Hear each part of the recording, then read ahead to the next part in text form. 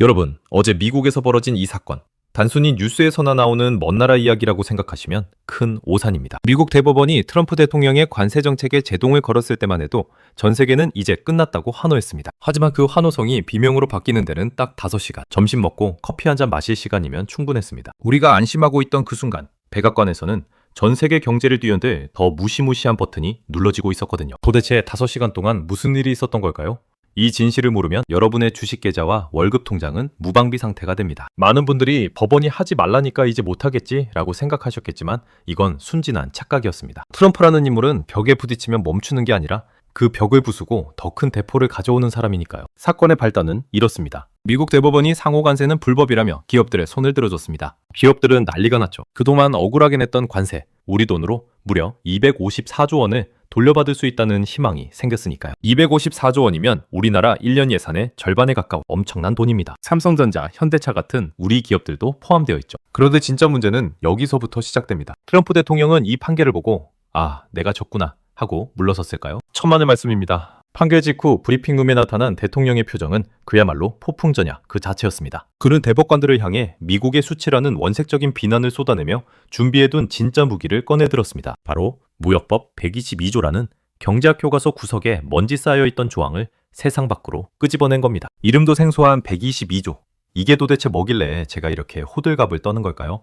쉽게 비유해 보겠습니다. 기존의 관세가 너가 나를 때렸으니 나도 너를 때리겠다는 1대2 싸움이었다면 122조는 차원이 다릅니다. 나 지금 피 흘리고 있잖아. 그러니까 여기 있는 너희들 전부 지갑 내놔.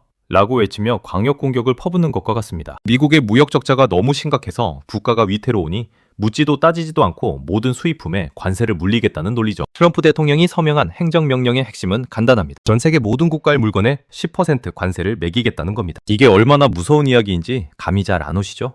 여러분이 마트에서 사는 수입과자, 옷, 가전제품 가격표가 당장 바뀐다는 뜻입니다. 단순히 미국에 수출하는 기업만 힘든 게 아닙니다. 미국으로 들어가는 모든 물건의 가격이 오르면 전 세계 소비가 얼어붙게 됩니다. 마치 고속도로 한가운데에 갑자기 거대한 요금소를 세우고 지나가는 모든 차에게 통행료를 뜯어가는 상황을 상상해보세요. 여기서 우리는 한 가지 의문을 가져야 합니다. 왜 하필 대법원 판결이 나오자마자 기다렸다는 듯이 이걸 꺼냈을까요? 전문가들은 이미 트럼프 행정부가 대법원 패소를 예상하고 플랜 B를 아주 치밀하게 준비해뒀다고 보고 있습니다. 향후 관세라는 칼이 부러질 것을 대비해 122조라는 더 크고 무거운 철퇴를 등 뒤에 숨기고 있었던 셈이죠. 이건 즉흥적인 분노가 아닙니다. 사법부의 판단을 행정부의 권한으로 덮어버리겠다는 아주 계산된 권력의 의지입니다.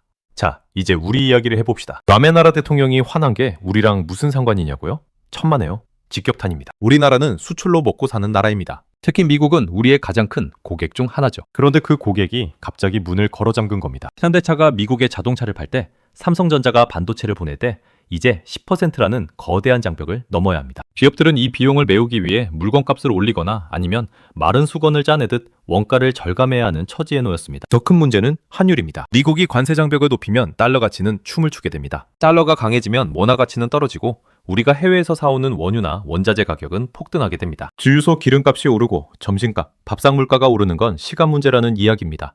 이게 바로 경제의 나비 효과죠.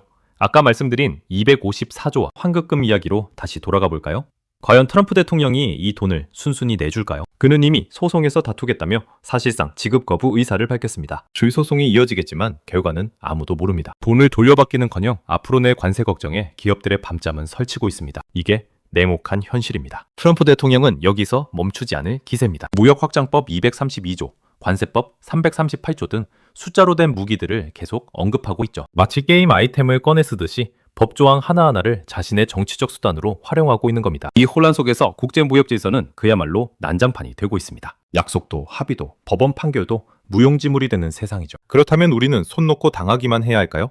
정부와 기업들도 비상대응에 들어갔습니다. 하지만 개별 기업이나 작은 나라가 거대 강대국의 자국 우선주의 파도를 막기에는 역부족인 게 사실입니다. 결국 이 파도가 지나갈 때까지 최대한 몸을 낮추고 버튼에 체력을 기르는 수밖에 없습니다. 경제 뉴스만 보면 답답하시죠? 하지만 위기 속에 기회가 있다는 말, 투자자라면 놓치지 말아야 합니다. 관세 전쟁이 격화될수록 수혜를 입는 업종이 있고 피해를 보는 업종이 명확해집니다. 단순히 공포에 떨며 주식을 팔아치울 게 아니라 이 흐름이 돈의 물줄기를 어디로 돌리고 있는지 냉철하게 봐야 합니다. 1930년 대공황 시절 미국은 스무트홀리 관세법이라는 걸 만들어 전 세계 관세를 올린 적이 있습니다. 그 결과는 어땠을까요? 전 세계 무역이 반토막 나고 경제 위기는 더욱 깊어졌습니다. 지금 우리는 그 역사의 갈림길에 서 있는지도 모릅니다. 오늘 내용을 정리해 보겠습니다. 미국 대법원이 트럼프의 관세에 제동을 걸었지만 트럼프는 더 강력한 10% 보편 관세로 응수했습니다. 법적인 정당성보다는 힘의 논리가 지배하는 무역 전쟁이 2라운드에 돌입한 것입니다. 우리 기업들의 불확실성은 커졌고 254조 원의 환급금은 안개 속으로 사라질 위기에 처했습니다. 여러분, 경제는 살아있는 생물과 같습니다. 저 먼 미국 땅의 판결 하나가 내일 당장 여러분의 장바구니 무게를 바꿀 수 있습니다. 나랑 상관없겠지 하며 눈과 귀를 닫는 순간 여러분의 지갑은 조용히 얇아지고 있을 겁니다. 앞으로 150일 트럼프가 쏘아올린 이 관세 폭탄이 어디로 떨어질지 아무도 모릅니다. 하지만 우리는 계속 지켜볼 겁니다. 오늘 이야기가 유익했다면 구독과 좋아요 눌러주시고 이 험난한 경제 파도 속에서 여러분은 어떻게 대비하고 계신지 댓글로 남겨주세요. 구독과 좋아요를 눌러주세요. 알림 설정도 잊지 마세요. 감사합니다.